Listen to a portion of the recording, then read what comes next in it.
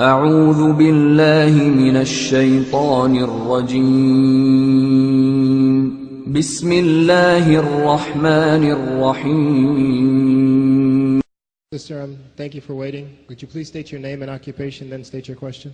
I'm Sakina D'Souza, and I'm a Catholic. I believe Brother Yusuf was a Catholic before.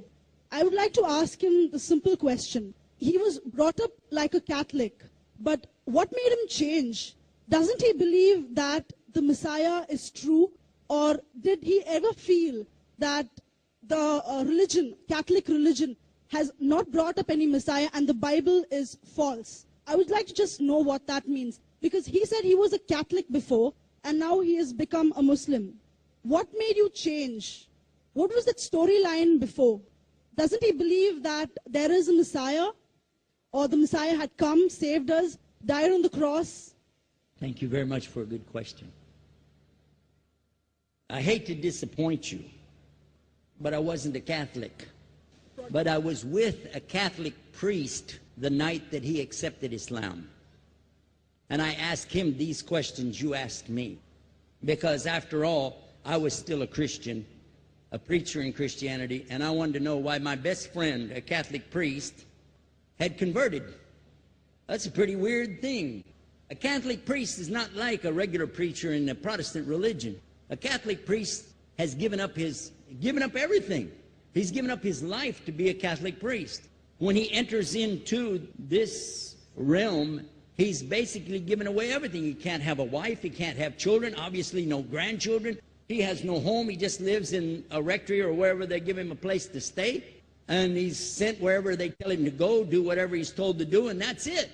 And he cannot disobey the Pope, otherwise they can kick him out of the religion, and if they do, he's excommunicated and he goes to hell forever. So how would a person like this want to become one of those Muslim terrorists? That's what I wanted to know. He explained in a very few beautiful words something that I came to learn for myself.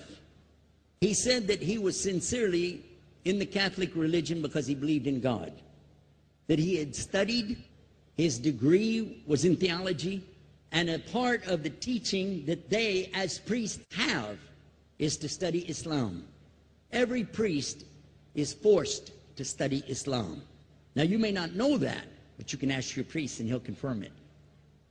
And when you study Islam, even when Islam is taught to you by somebody who hates Islam, as long as they don't corrupt it too far, you can still see the truth in Islam. A classical example happened to me just recently when I was in Saudi Arabia. A friend of mine, very old copy of one of the first Qurans ever translated to English by George Sale. George Sale hated Islam, he hated the Muslims, but when he translated the Quran to English, he was true to the text of the words. Although maybe not getting all the meaning, he certainly was true to the text of the words. I was shocked when I read it. Have you seen it? You know what I'm talking about? Amazing. And listen to this. George Bernard Shaw, for instance, is one of many, a long list of people who read this and realized the truth of Islam. When people see the truth of Islam, it can change them if they want to be guided. If they want the truth, it can change them. You might think, I'm a Catholic, I'll never be anything but a Catholic. But I'm going to ask you a question, and I want you to be honest. This is not for you to, start a debate, but just be honest. Was Jesus a Catholic?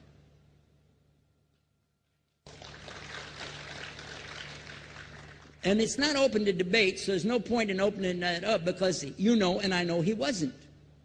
The Catholic Church was in business about 300 years before Jesus was born.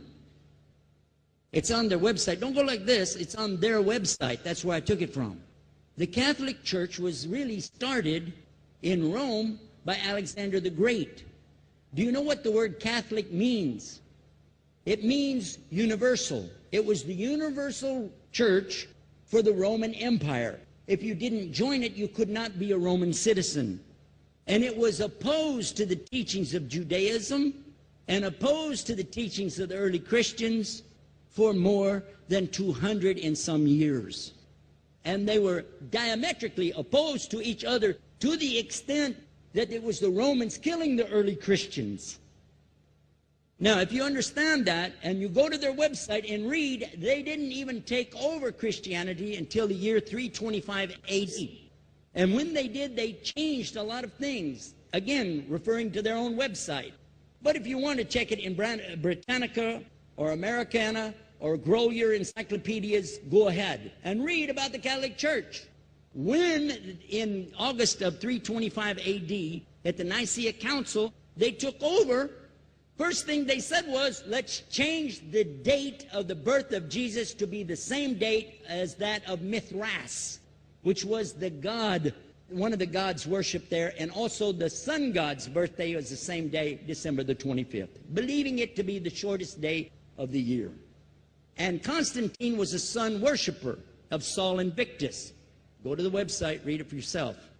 There are a lot of points, but not the least of which, even today, if you go in any Catholic church, and I have, you'll see so many portraits and statues and idols and images throughout the whole place that for the one who's never experienced that, for a Muslim who knows about these images, he'll be like, whoa, a'udhu billah. Whoa, what's this? The first time I walked in a Catholic church, I was about 10 years old. I was shocked. I was shocked at the idols and statues everywhere, because in the Protestant religion, we were brought up to believe that the second commandment was just as important as the first commandment. The first commandment in the Bible, in Exodus, is the same as the first commandment in the book of Deuteronomy. It says, I am the Lord your God that brought you out of the land of Egypt in the house of bondage. You know no other God beside me. Beside me there's no other gods. Thou shalt not have any other gods beside me. How many in this room agree with that commandment? Raise your hand. You notice the Muslims are raising their hand because it means Ashhadu an la ilaha illallah. That's the first commandment for us as well. The second commandment you have clearly says, thou shalt not make any idol, any graven image of anything that creeps upon the earth, swims in the sea beneath, or flies in the air above. And I was sitting in a church one time, sitting there in the morning service, watching, the preacher talk, and, they go on and on and on, and sometimes you lose your train of thought. I was looking. Whoa! On the front of the podium, there was a fish. A fish. For the symbol, make you fishers of men. It had a fish. I said, whoa. Then I looked up above his head at the big stained glass window, and it had a dove, and he had the olive branch in his mouth. The dove is flying, the bird, I said, whoa. And then I look over here, and there's a cross with a man hanging on it. And I said, wow, they didn't miss a single one. They got them all.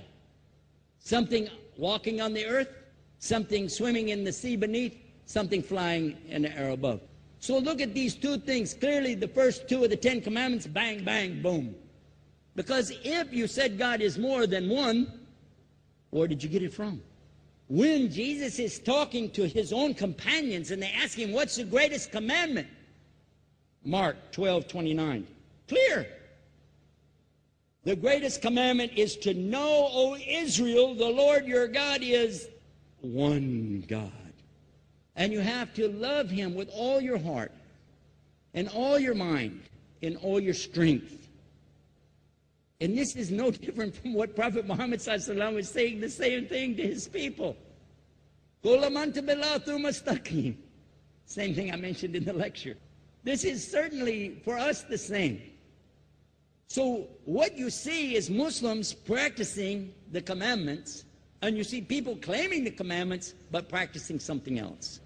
And I have seen more converts from the Catholic Church than any other of the many sects of Christianity, and especially from the nuns, priests, and even an archbishop. And all of them are better than me.